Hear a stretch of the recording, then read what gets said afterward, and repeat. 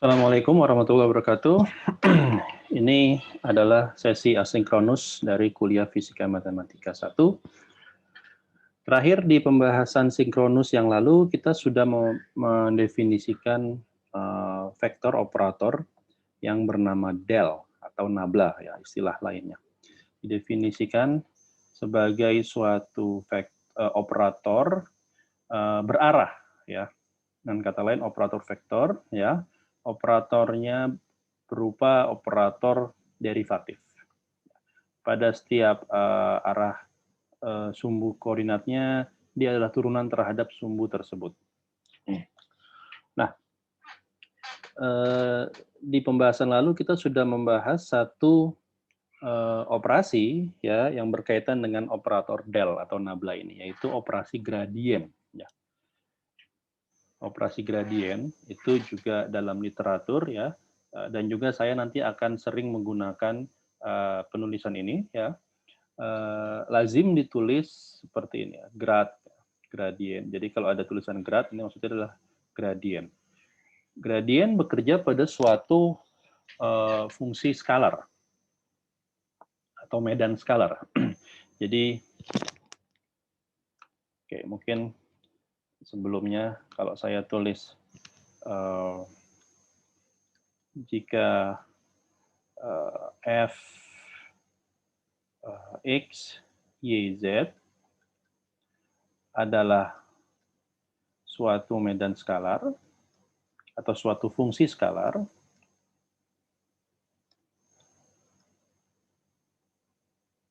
maka kita bisa mendefinisikan suatu operasi, ya, yang kita namakan, saya tulis sebagai grad f.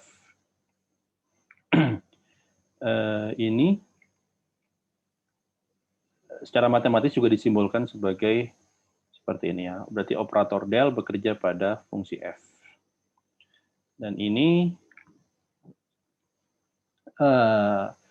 adalah do f, ya, do x pada arah i ditambah do f, do y pada arah j ditambah do f, do z pada arah k.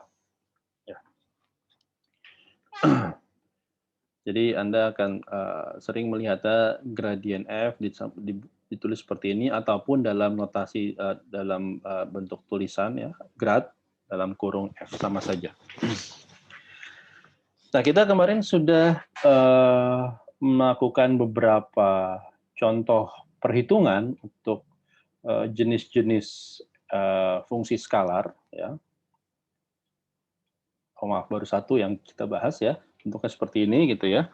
Secara umum ini bisa bekerja pada fungsi skalar apapun, ya. Oke, mungkin ada baiknya kalau saya bisa membahas satu contoh lagi untuk lebih mudah, ya. Baik, kalau Anda ingat,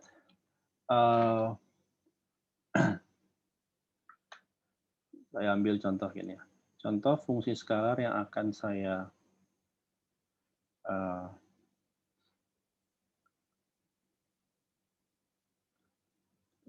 akan saya gradienkan, ini misalnya bentuknya adalah 1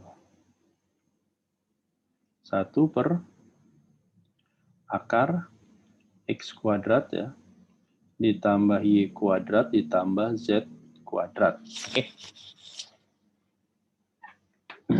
Nah, kalau Anda ingat definisi dari vektor posisi, ya, di pembahasan lalu, maka Anda bisa melihat bahwa 1 per akar x kuadrat ditambah y kuadrat ditambah z kuadrat ini sebenarnya ekuivalen dengan kita menuliskan 1 per r, ya.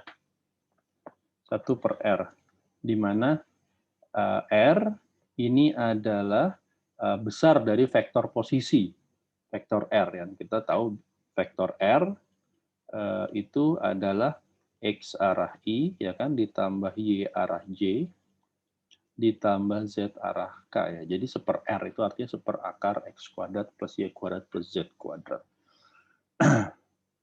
Nah, nanti ketika kita belajar koordinat selain kartesian, maka bentuk ini dapat lazim juga ditulis sebagai f sebagai fungsi r, ya, karena ini dapat dinyatakan sebagai seper r.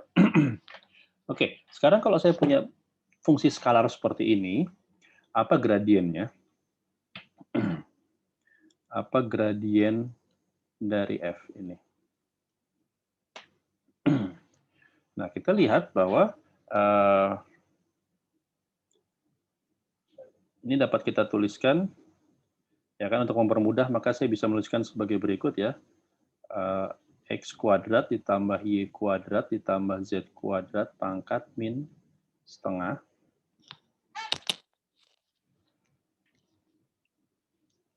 Nah, ini berarti kita kerjakan operator del pada fungsi ini, ya.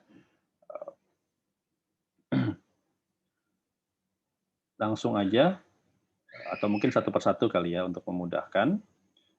Berarti ini adalah I gitu ya, do per do X ditambah J do per do Y ditambah K do per do Z bekerja pada X kuadrat ditambah Y kuadrat ditambah Z kuadrat pangkat min setengah. Nah, Anda lihat karena simetri dari bentuk X, Y, dan Z, ya, maka bentuknya akan mirip. Seperti contohnya ketika saya turunkan terhadap X, maka ini pada arah I, Anda akan lihat bahwa saya punya pada arah I, Anda akan lihat bahwa saya punya,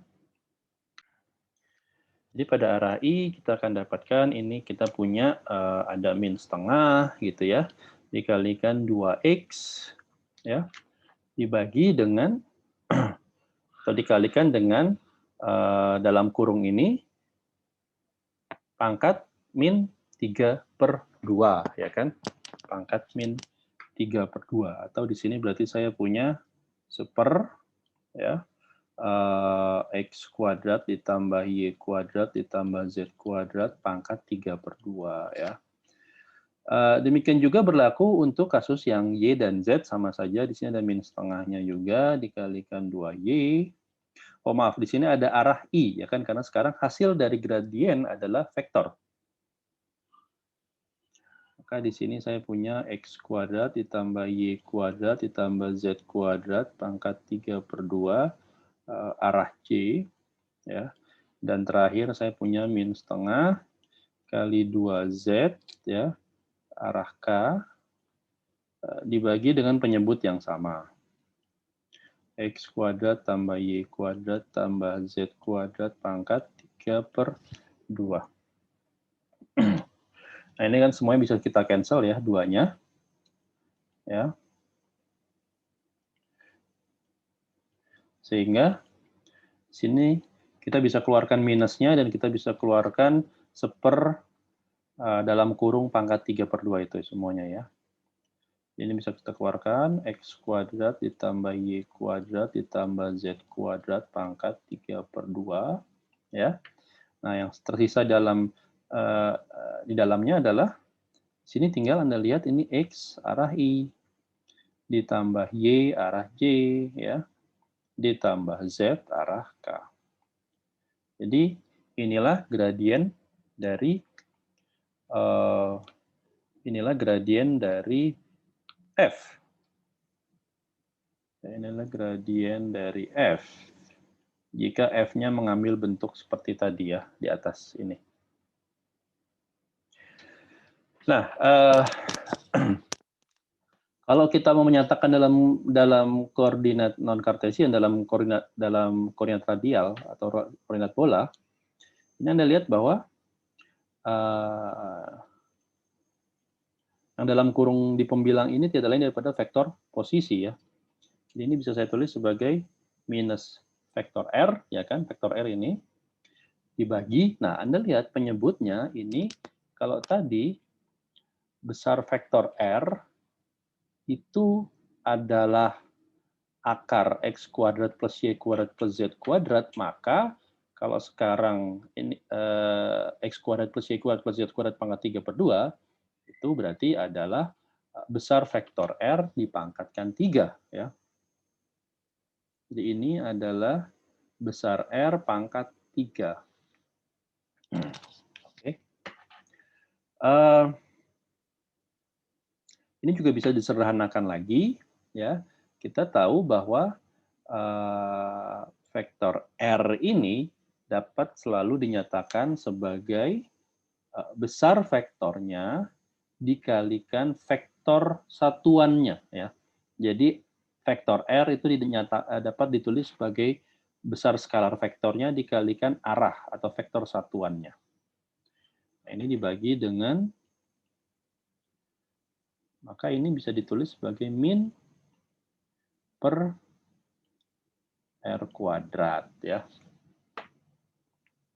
Inilah gradien F, atau ini sama saja ya, ekuivalen. Oke, saya harap dari dua contoh ini, satu contoh ini dan satu contoh di video sinkronus sebelumnya, ini bisa memberikan gambaran bagaimana gradien itu bekerja pada suatu skalar. Nah, sebelum saya lanjut, kita mungkin atau Anda mungkin bertanya-tanya, kira-kira apa sih arti fisis dari gradien? Ya. Secara fisis ya, di fisika itu gradien itu mendeskripsikan apa?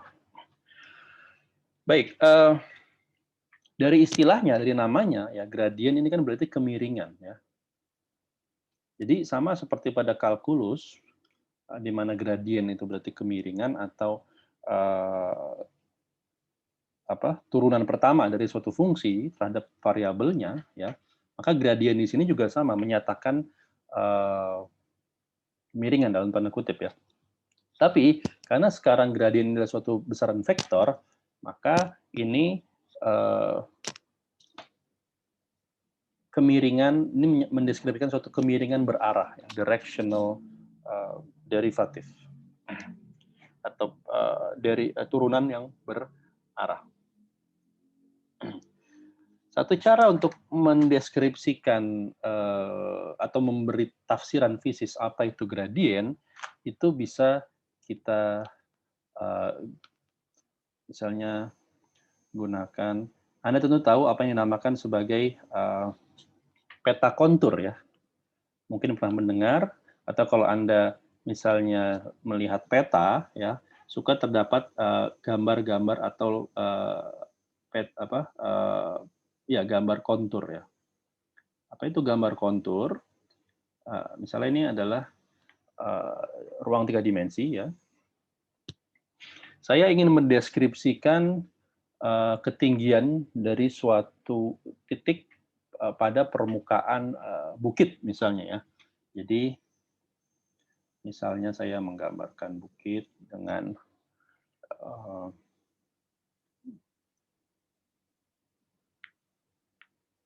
ya katakanlah ini suatu, mohon maaf gambarnya. Ya, ini suatu bukit ya, gitu ya. Nah, kalau Anda perhatikan maka bukit ini ya, ini adalah gambar proyeksi dari 3 dimensi ya. Nah, kita bisa mencari pada setiap titik pada permukaan bukit ini titik-titik yang memiliki ketinggian yang sama dari dasar, dalam hal ini dari tanah gitu ya. Oh, ini adalah bidang X, Y adalah bidang tanah ya. Z ini mendeskripsikan ketinggian ya. Maka kita bisa mencari titik-titik pada permukaan bukit yang punya ketinggian yang sama dari tanah ya. Misalnya dari di ketinggian ini titik-titik yang sama dideskripsikan oleh loop ini gitu ya. Sama di ketinggian yang berbeda maka seperti ini ya.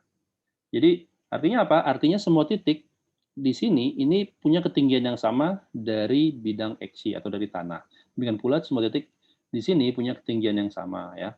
Jadi satu kontur atau satu loop tertutup ini mendeskripsikan suatu kumpulan titik-titik yang ketinggiannya sama dari tanah. Nah, garis-garis ini yang dinamakan sebagai garis kontur, ya. Garis kontur ini kalau Anda melihat peta kontur, ya ini bisa saya misalnya kalau saya lihat dari atas, sorry, mohon maaf. Kalau saya lihat dari ketinggian, ya, jadi ini artinya sekarang saya melihatnya dari atas gitu ya. Ini adalah XY ya, saya melihatnya dari sini, maka bidang XY ini, maka kontur line sini bisa digambarkan seperti ini gitu ya. Nah, ini misalnya pada peta-peta yang mendeskripsikan daerah pegunungan, maka Anda kan biasa melihat peta kontur seperti ini ya. Nah, ini berarti setiap titik ini memiliki ketinggian yang sama dengan titik lain pada kontur yang sama. Oke. Sekarang gimana? Sekarang misalkan Anda berada pada satu titik di sini ya. Nah, karena kontur ini atau garis kontur ini mendeskripsikan ketinggian yang sama, ya equal height, maka secara matematis bisa saja saya menuliskan fungsi, jadi misalnya saya bisa menuliskan seperti ini ya. Saya bisa menuliskan ketinggiannya saya simbolkan dengan F ya, sebagai fungsi X, Y ya. Karena ini dua dimensi X, Y. Nah, karena ketinggiannya sama, konstan, maka saya bisa menuliskan F, X, Y ini adalah suatu konstanta ya. Fungsinya apa, tapi ini fungsi tersebut sama dengan konstan gitu ya. Ya, contohnya misalnya kalau misalnya ini adalah perfectly circle, berarti ya saya punya misalnya x kuadrat plus y kuadrat sama dengan konstanta ya, saya namakan a kuadrat ya, atau yang lainnya ya. Tapi pokoknya di ruas kiri ini bisa fungsi apapun yang mendeskripsikan kurva kontur ini. Nah, sekarang jika Anda sedang memanjat bukit ini ya, dan Anda berada pada posisi tersebut ya, ketika Anda ingin bertanya mana arah yang ketinggiannya paling curam, ya, atau mana arah yang gradiennya paling besar dari titik ini, ya kan?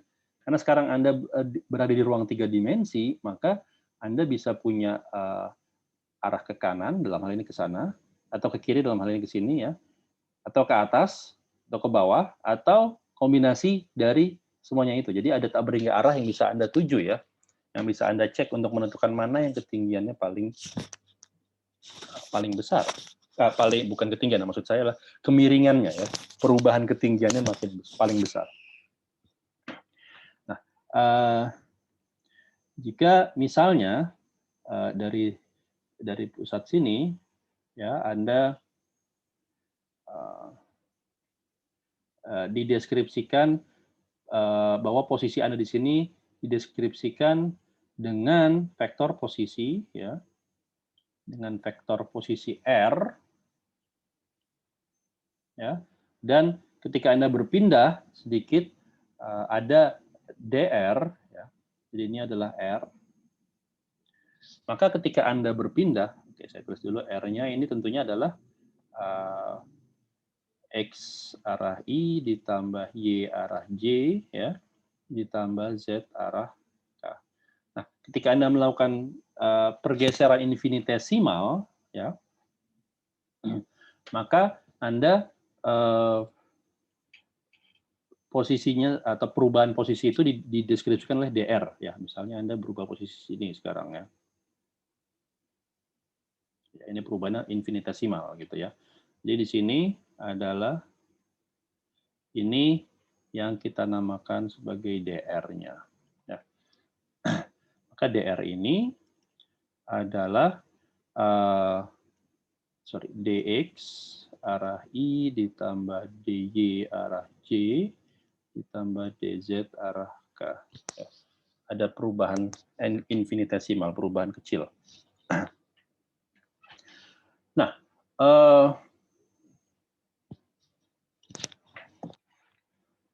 sekarang apa yang terjadi kalau saya lakukan, saya tarik diferensial total dari kurva kontur Anda, ya, DF. Karena fx, y ini sama dengan konstan, maka kalau saya diferensialkan ini sama dengan 0. Ya. Di sisi lain, DF ini, seperti yang sudah kita bahas sebelumnya, dapat dinyatakan sebagai dot product antara gradien F, ya, gradien F dengan DR. Ya. Nah, berarti grad F dot DR ini sama dengan 0. Ya kan? Secara umum, grad F ini belum tentu 0 karena bergantung fungsinya. Demikian pula DR ini juga secara umum tidak 0. Ya. Maka satu-satunya kemungkinan yang membuat dot product antar mereka 0 jika masing-masing vektornya tidak 0 adalah bahwa grad F ini haruslah tegak lurus dengan DR. Jadi kalau misalnya di sini saya buat peta kontur lagi ya.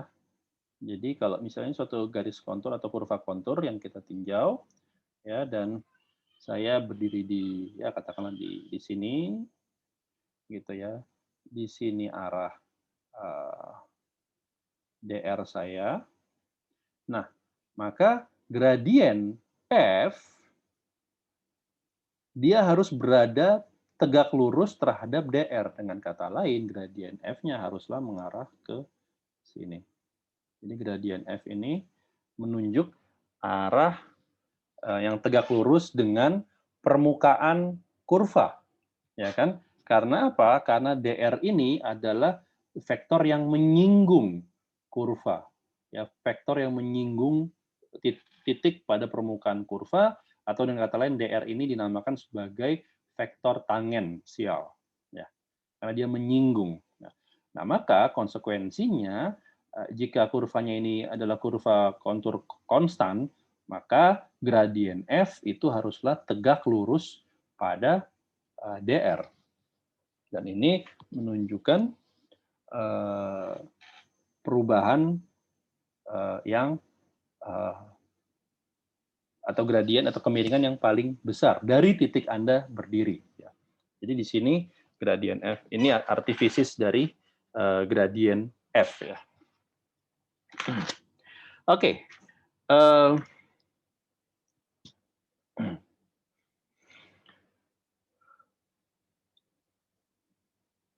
Baik.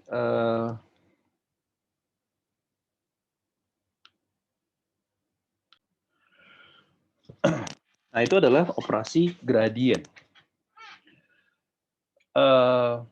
Secara matematis, ya, selain operasi gradien, kita juga bisa mengkonstruksi operasi lain yang bisa dibangun dari operator nabla. Ya. Operasi yang kedua adalah operasi kita namakan divergensi atau divergence. Nah, jika operasi gradien itu adalah operasi bekerjanya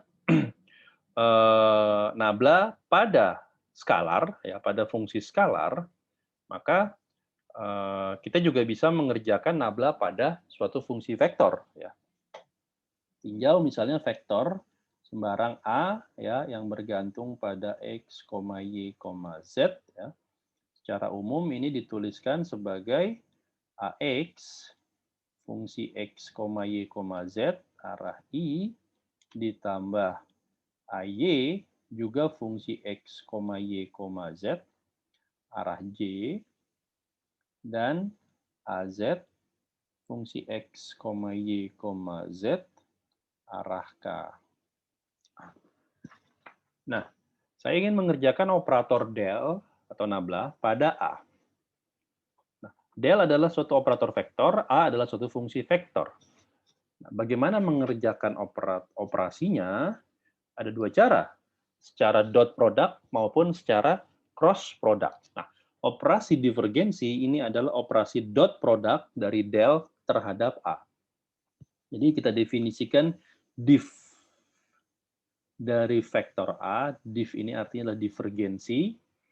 Ini disimbolkan seperti ini ya, del dot A. Bagaimana? Ya sama seperti Anda mendot produkkan suatu vektor terhadap vektor A, ya. Hanya saja sekarang vektor yang Anda dotkan itu adalah vektor turunan, ya, vektor operator turunan. Nah, kita tahu del dot A ini maka komponen del arah X bekerja pada komponen A arah X, ya, ditambah komponen del arah Y bekerja pada komponen A arah Y, komponen del arah Z bekerja pada komponen A arah Z. Jadi secara langsung bisa saya tulis seperti ini ya. Do AX, do X, ya, ditambah do AY, do Y, ya, ditambah do AZ, do Z. Ya. Dan ini hasilnya adalah skalar, ya kan? Karena dot product itu hasilnya skalar. Jadi inilah definisi dari divergensi. Definisi dari divergensi. Oke.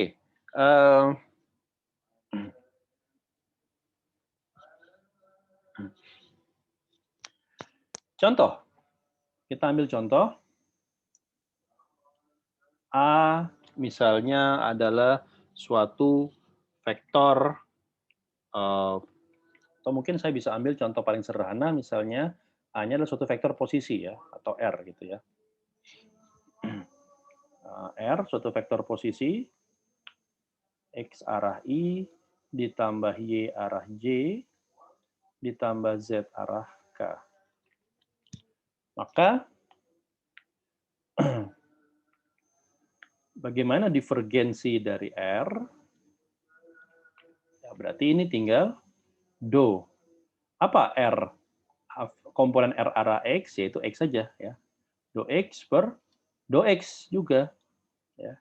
Ditambah do Y per do Y juga, ditambah do Z per do Z juga. Nah, kita tahu do X per do X, ini satu, ya.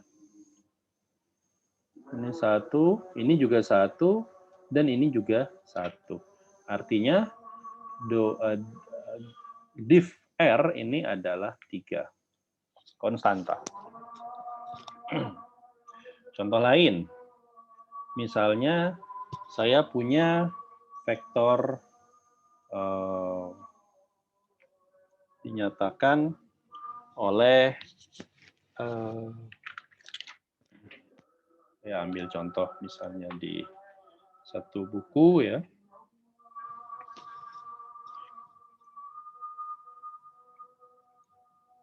Seperti ini. X kuadrat Z arah I ditambah 2Y pangkat 3 Z kuadrat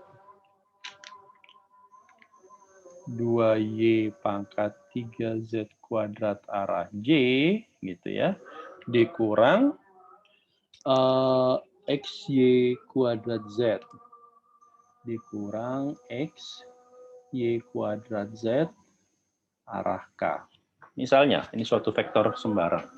Bagaimana divergensinya? Div A ini berarti adalah do per do X dari apa? Komponen A arah X adalah ini ya.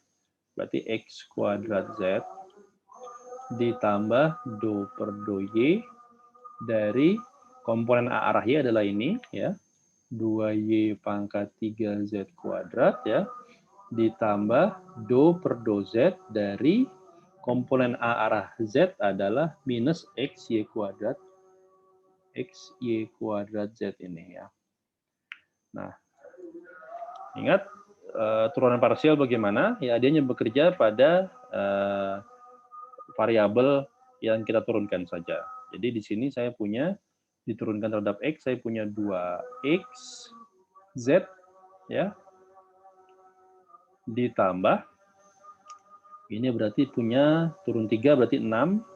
6Y pangkat 2 Z kuadrat ya. Di sini ada minus XY kuadrat. Ya, ini hasilnya ya. Dan Anda dengan dua contoh ini saya harap Anda bisa mengeneralisir untuk kasus vektor yang lain ya. Oke, saya akan mempending pembahasan mengenai artifisis dari divergensi ini nanti ketika kita membahas mengenai teorema divergensi atau teorema Gauss. Untuk saat ini cukuplah kita pahami bagaimana definisi divergensi dan bagaimana dia bekerja pada suatu vektor ya. Nanti kita akan bahas apa sih artifisisnya, apa interpretasi fisis dari kalau suatu vektor itu kita divergensikan dan kenapa namanya divergensi, ya, ada hubungannya. Untuk sekarang saya bisa coba lanjutkan dulu ya ke operasi yang ketiga ya. Operasi yang ketiga yaitu operasi nabla juga pada suatu vektor A. Nah, tapi sekarang operasinya adalah operasi cross product. Ya. Nah, ini dinamakan sebagai istilahnya adalah curl ya. Curl atau bahasa Indonesia adalah rotasional gitu ya. Kalau di Indonesia kan mungkin ada yang mendefinisikan, ada yang menulisnya rotasional gitu ya. Curl. Nah, sama kalau saya punya vektor A ya, atau vektor A yang tadi aja, tidak perlu saya tulis ulang ya. Kalau saya punya suatu vektor sembarang, maka saya bisa mendefinisikan curl dari suatu vektor A ya. Ini biasa juga ditulis sebagai del cross A. Del cross A. Nah, bagaimana ini? Ya, berarti ini adalah cross product antara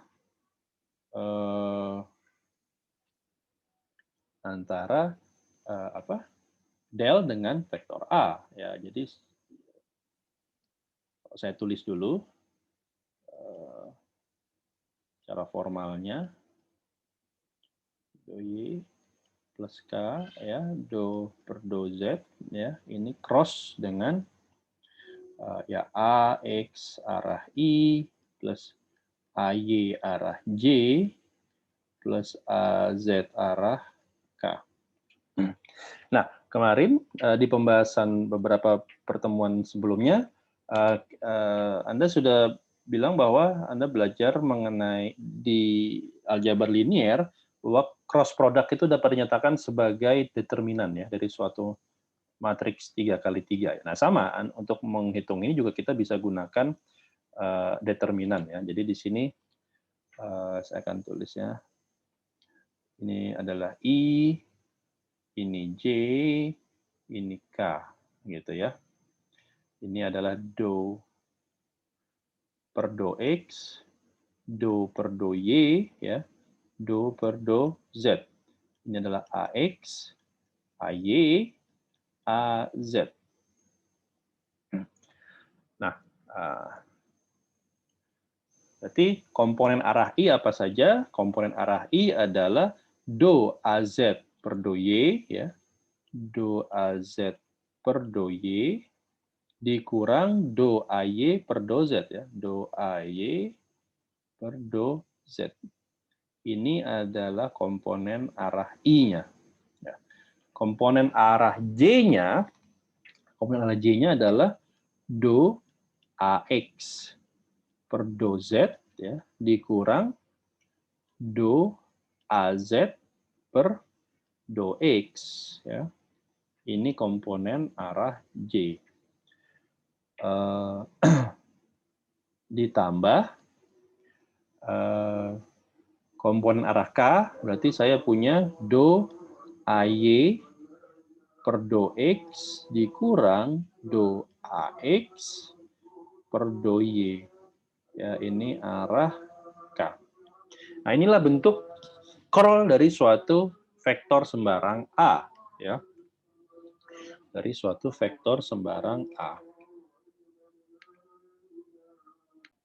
Baik, sekarang kita ambil contoh. Misalnya saya punya vektor A dinyatakan seperti ini ya. X kuadrat Y arah I minus 2XZ arah J plus 2YZ arah K, ya.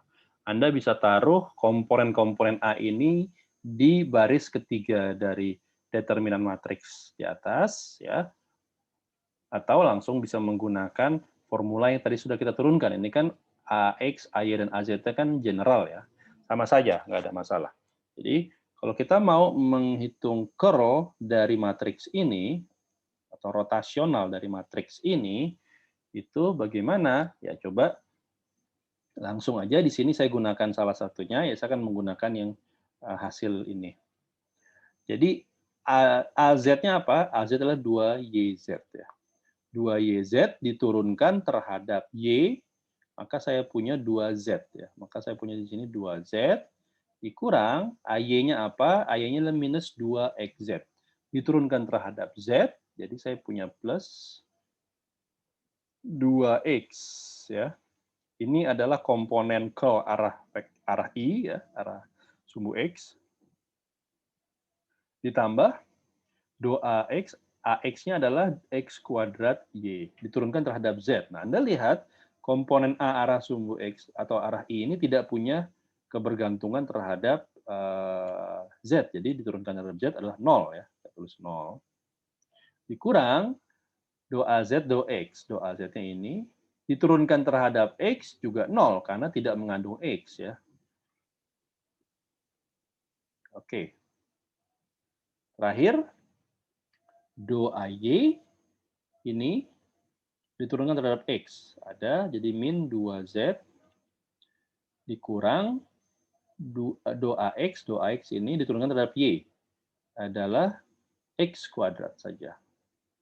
Nah, inilah, atau kalau saya sederhanakan, maka curl-nya dapat ditulis sebagai 2Z atau 2, ya. Saya bisa keluarkan 2-nya. Ini bisa ditulis sebagai 2Z plus X arah I, ya, dikurang, ya, 2Z 2Z plus X kuadrat arah K, ya. Jadi pada vektor A seperti ini, curl-nya tidak punya komponen arah sumbu J, ya.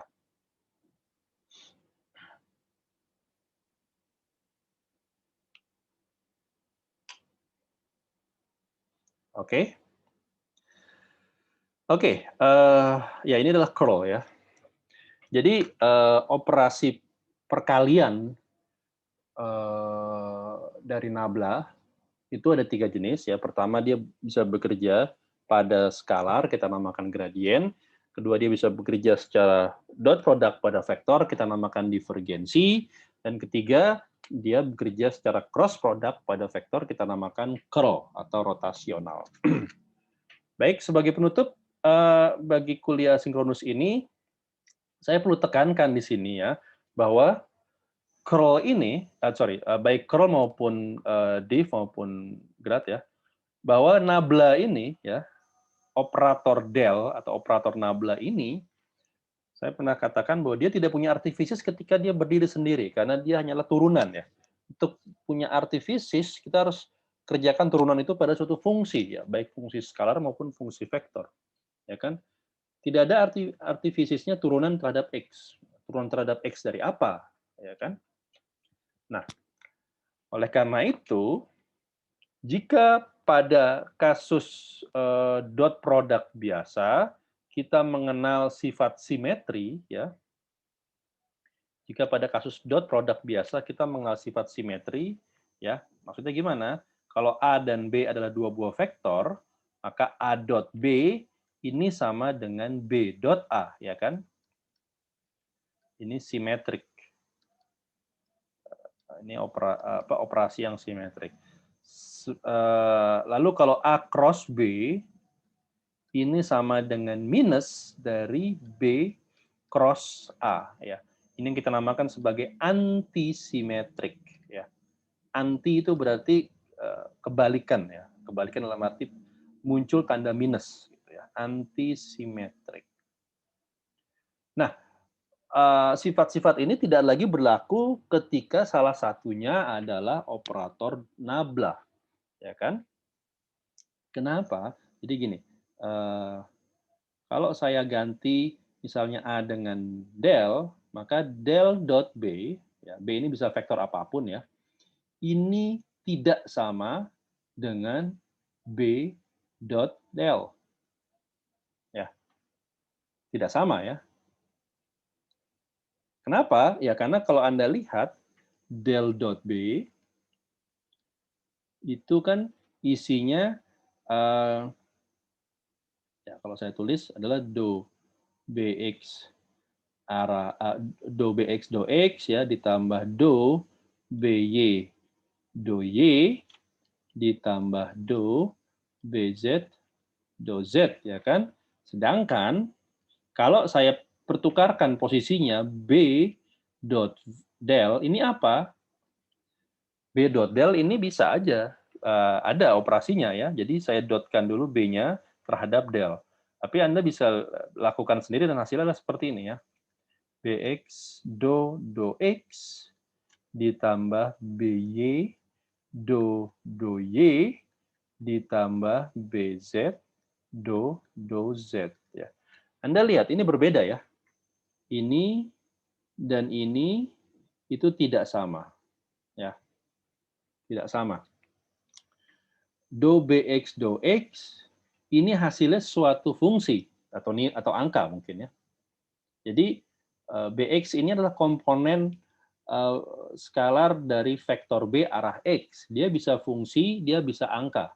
Diturunkan terhadap x, hasilnya bisa fungsi, bisa angka, atau bisa nol. Ya. Demikian pula by dan bz. Ya.